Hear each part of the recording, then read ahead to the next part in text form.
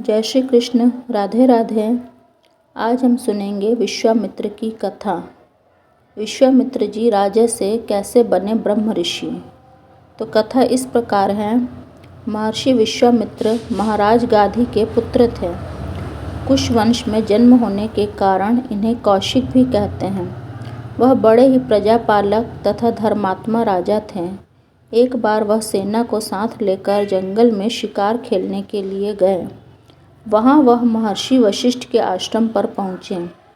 महर्षि वशिष्ठ ने इनसे इनकी तथा राज्य की कुशल क्षेम पूछी और सेना सहित आतिथ्य स्वीकार करने की प्रार्थना की। विश्वामित्र ने कहा, भगवान, हमारे साथ लाखों सैनिक हैं। आपने जो फल फूल दिए हैं उसी से हमारा सत्कार हो गया। अब हमें जाने की आज्ञा दें। महर्षि वशिष्ठ ने उनसे बार बार पुनः आतिथ्य स्वीकार करने का आग्रह किया। उनके विनय को देखकर विश्वामित्र ने अपनी स्वीकृति दे दी। महर्षि वशिष्ठ ने अपने योग बल और कामधेनु की सहायता से विश्वामित्र को सैनिकों सहित भली भांति तृप्त कर दिया। कामधेनु के विलक्षण प्रभाव से विश्वामित्र चकित हो गए। उन्होंने कामधेनु को देने के लिए महर्षि वशिष्ठ से प्रार्थना की।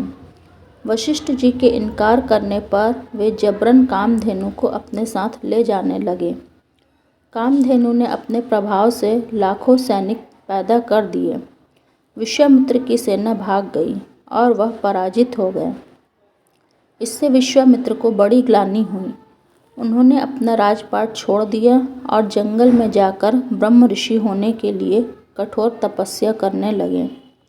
तपस्या करते हुए सबसे पहले मेनका अप्सरा के माध्यम से विश्वामित्र के जीवन में काम का विघ्न आया।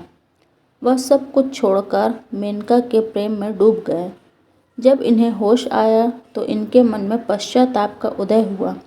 वह पुनः कठोर तपस्या में लग गए और सिद्ध हो गए। काम के बाद क्रोध ने भी विश्वामित्र को पराजित किया। राजा त्रिशंकु सदेह स्वर्ग जाना चाहते थे। यह प्रकृति के नियमों के विरुद्ध होने के कारण वशिष्ठ जी ने उनका कामात्मक यज्ञ कराना स्वीकार नहीं किया। विश्वामित्र के तप का तेज उस समय सर्वाधिक था। त्रिशंकु विश्वामित्र जी के पास गए। वशिष्ठ से पुराने वैर को स्मरण करके विश्वामित्र ने उनका यज्ञ कराना स्वीकार कर लिया।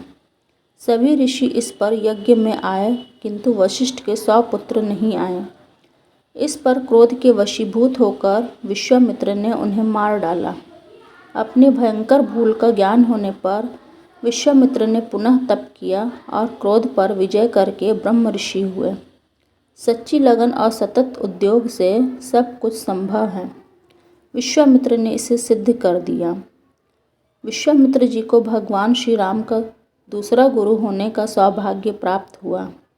वह दंडकारण्य में यज्ञ करा रहे थे। रावण के द्वारा वहां नियुक्त ताड़का, सुबाहु और मारीच जैसे राक्षस इनके यज्ञ में बार बार विघ्न उपस्थित कर देते थे। विश्वामित्र जी ने अपने तपोबल से जान लिया कि त्रैलोक्य को भय से त्राण दिलाने वाले पर ब्रह्म श्री राम का अवतार अयोध्या में हो गया है। फिर वह अपनी रक्षा के लिए श्री राम को महाराज दशरथ से मांग कर ले आए। विश्वामित्र के यज्ञ की रक्षा हुई।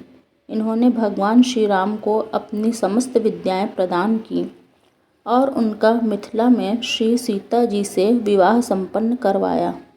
महर्षि विश्वामित्र आजीवन पुरुषार्थ और तपस्या के मूर्तिमान प्रतीक रहे। सप्तऋषि मंडल में वह आज भी विद्यमान हैं।